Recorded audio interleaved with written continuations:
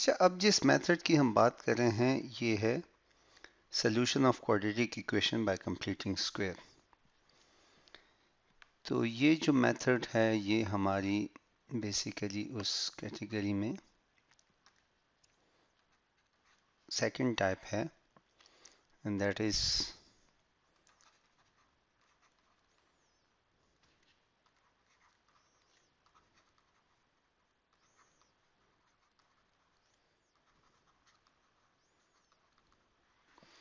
Bye completing square.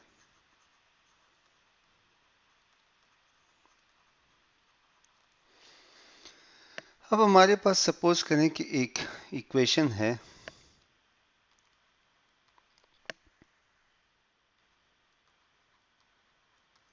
-c इस form में।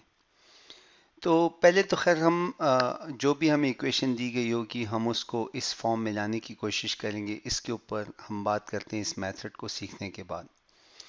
लेकिन आपने ये बात देखनी है कि जिस इक्वेशन की दोनों वेरिएबल टर्म्स एक साइड पे और कांस्टेंट टर्म्स दूसरी साइड पे हो और जिसके x के साथ कुछ ना हो, मतलब 1 हो, कुछ ना का मतलब ये कि 1 हो, तो ऐसी इक्वेशन को आप इस तरीके पे सॉल्व कर सकते हैं। मतलब ये है कि आपका a 1 हो, b कुछ भी हो और c कुछ भी हो, लेकिन a 1 हो, जो यहाँ पर हमारी स्टैंडर्ड क्वाड्रेटिक इक्वेशन थी ax² plus bx plus c is equal to 0।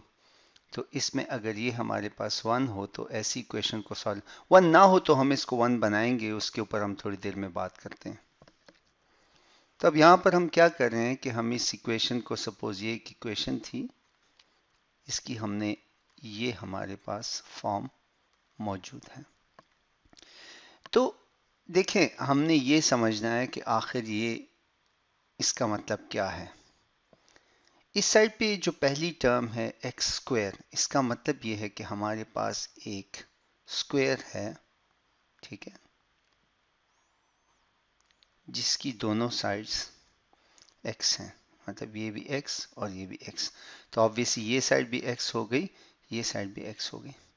और इसके साथ मैं एक और एरिया को ऐड कर रहा हूं जिसका एरिया है bx। अब bx देखें, bx का मुझे इतना पता है कि इसकी एक साइड x है। ये b इतना भी हो सकता है, b इतना भी हो सकता है, ठीक है। लेकिन b जो भी हो, ठीक है, मैं इसके साथ लिख देता हूं bx को। ये हमारे पास आ गया, इसकी ये साइड b है और ये साइड हमारे पास x है। ये जो भी चीज थी, लेकिन इसको इस एरिया के साथ, हम जब इसको इस एरिया के साथ ऐड करते हैं तो हमारा ग्रीन वाला एरिया एक परफेक्ट स्क्वायर नहीं रहा, ठीक है। हमने जब ये ब्लू वाले एरिया को ऐड किया अपने x² के साथ तो ये स्क्वायर नहीं रहा। तो हमने इस तरीके में कुछ यूं करना है कि हम इसको एक दोबारा से एक स्क्वायर बना दें। अब मैं क्या करता हूं कि देखें, हम अगर सपोज इस b को एग्जैक्टली 2 में डिवाइड कर दें, ठीक है, तो मैं आपके सामने इसको दोबारा ड्रा करता हूं नई कॉन्फ़िगरेशन के साथ, ठीक है। इसको सामने रखते हैं तो हमारे पास कुछ ऐसी फॉर्म बन जाएगी कि ये हमारा स्टैंडर्ड जो x का एरिया था, ये तो वैसे का वैसे ही है। अब ये b जब 2 में डिवाइड हुआ है तो ये जगह टोटल b थी, तो ये एक हाफ b हो गया है और ये हाफ b हो गया है, मतलब b के 2 टुकड़े हो गए। तो इस एक हाफ को मैं यहां पर ड्रा करता हूं, ठीक है, और दूसरे हाफ को मैं यहां पर ड्रा करता हूं। मैंने कुछ नहीं किया, मैंने बेसिकली उसकी पोजीशन को चेंज किया है। और अगर मैं इसको दोबारा से उसी कलर कोडिंग में ले जाऊं तो ये मेरे पास मेरा b है जो अब 2 टुकड़ों में तकसीम हो गया है, और ये मेरे पास मेरा x² है जो वैसे का वैसे पड़ा हुआ है। और अगर मैं इसको नाम दूं तो देखिए, ये जगह मेरे पास x है, ये मेरे पास हाफ ऑफ b है, ठीक है, और ये वही x है क्योंकि ये x है। ये जगह मेरे पास हाफ ऑफ b है और ये वही x है। अब पॉइंट ये है कि यहां पर मैं क्या ऐड करूं कि ये एक दोबारा से एक स्क्वायर बन जाए। देखिए अगर ये इतना छोटा सा टुकड़ा इसके साथ ऐड हो जाए तो ये जो नई बाउंड्री है, ये जो नई बाउंड्री है, ये दोबारा से एक स्क्वायर को रिप्रेजेंट करेगी। ठीक है, तो ये जो छोटा टुकड़ा है आप देखें तो इसकी ये साइड हाफ बी के बराबर है और इसकी ये साइड यहां से देखें, ठीक है, इस हाफ बी के बराबर है। तो अगर मैं अपनी स्टैंडर्ड इक्वेशन में x square plus b x में हाफ बी का स्क्वायर ऐड कर दूं तो मुझे एक परफेक्ट स्क्वायर मिल जाएगा। ठीक है, मेरे पास एक परफेक्ट स्क्वायर आ जाएगा। मैं जिस स्क्वायर की बात कर रहा हूं नए स्क्वायर की, वो ये है। ठीक है, ये देखें, ये एक परफेक्ट स्क्वायर मेरे पास फॉर्म हो रहा है। इस परफेक्ट स्क्वायर को फॉर्म करने के लिए हमने सिर्फ b को डिवाइड किया है। डिवाइड करने के बाद उसके आधे b को यहां पर ड्रा किया, आधे को यहां पर ड्रा किया और हमारे पास ये इक्वेशन आ गई। अब हम दोबारा चलते हैं अपनी, तो बेसिकली मैंने क्या किया कि मैंने x square plus b x को स्टैंडर्ड को परफेक्ट स्क्वायर बनाने के लिए, ये परफेक्ट स्क्वायर होगा तब जब x square plus b x और b का हाफ जो है उसका स्क्वायर इसके साथ ऐड किया जाए।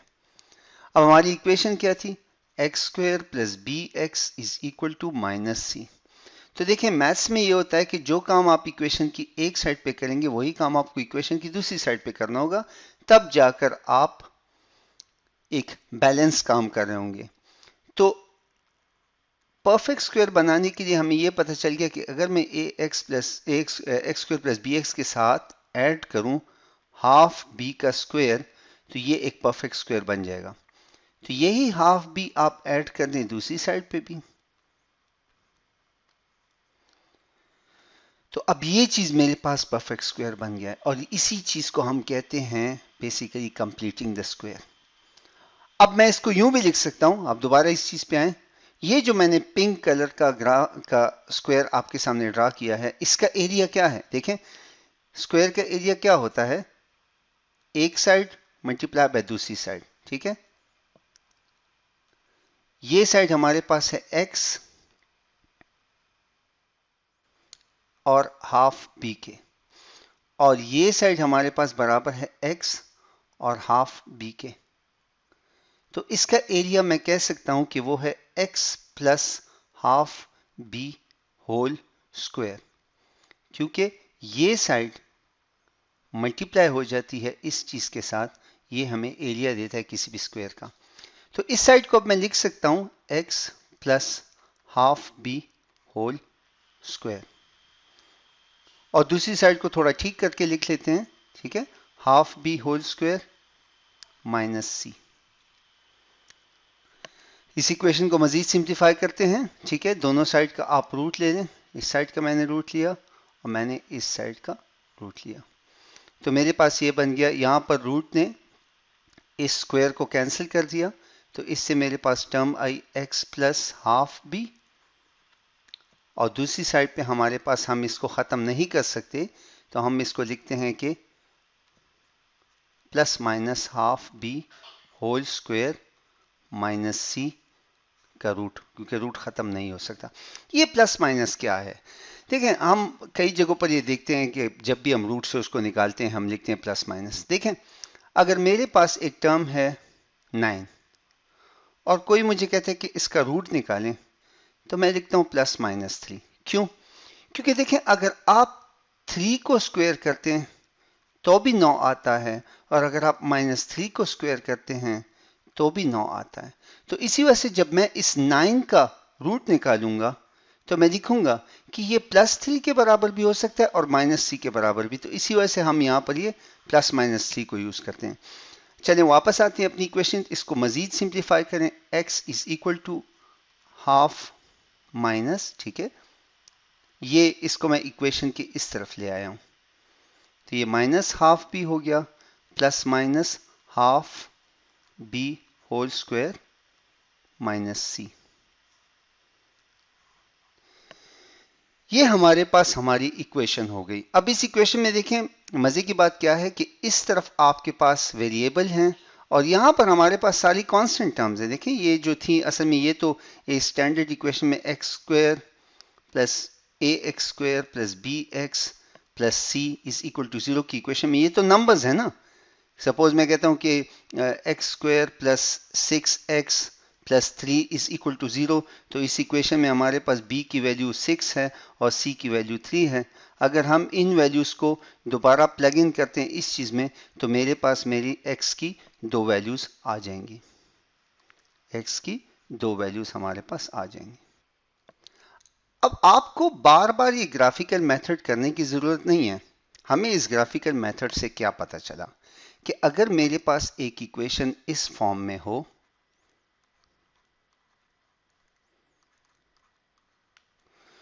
तो ये जो टर्म है b वाली, मैंने बेसिकली इसका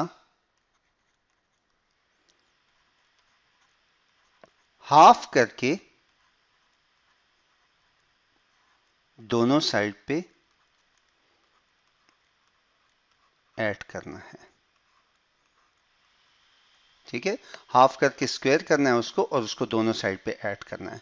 तो चलिए अब हम बात करते हैं कि जब भी कोई इक्वेशन हमारे पास आए तो हमने वो कौन से स्टेप्स हैं जो फॉलो करने हैं। तो हम बेसिकली कंप्लीटिंग स्क्वायर मेथड को यूज कर रहे होंगे। तो सबसे पहली बात तो ये है आपके पास नंबर 1 बात ये है कि आप इक्वेशन को स्टैंडर्ड फॉर्म में लिखें।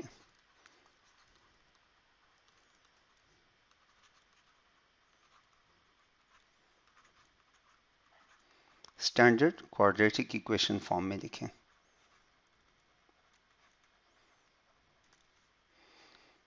दूसरी बात यह है कि x को आपने अकेले करना है। ठीक है, अगर आपके पास कोई इक्वेशन है 3x square plus 6x is equal to -9, तो इस पूरी इक्वेशन को 3 पे डिवाइड कर दें।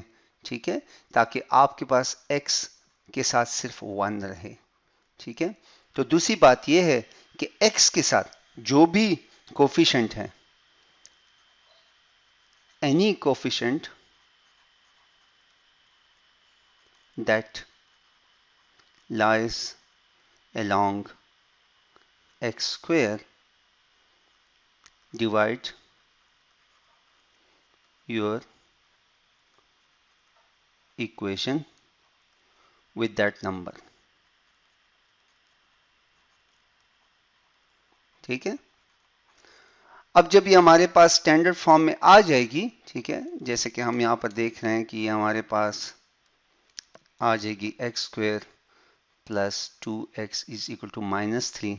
तो फिर इस टर्म को देखें, x के साथ जो टर्म है, x के साथ जो टर्म है, ठीक है, add half squared of the coefficient of x to both sides। क्या मतलब है इसका कि ये जो है, तो आपने इसको मजीद यूं लेके जाना है कि एक्स स्क्वायर प्लस 2x, अब half of this, so plus half of 2 का स्क्वायर यहां पर भी ऐड कर लें और इक्वेशन की दूसरी साइड पे भी हाफ ऑफ कोफिशिएंट ऑफ 2 के स्क्वायर को ऐड कर दें। ठीक है, और इसके बाद बस फिर आसान है, आप simplify and solve for x। अब हम इसको जरा एक इक्वेशन पे अप्लाई करते हैं तो आपको इंशाल्लाह इन तमाम टर्म्स की समझ आ जाएगी। तो हमारे पास सपोज करें कि एक इक्वेशन है एक्स स्क्वायर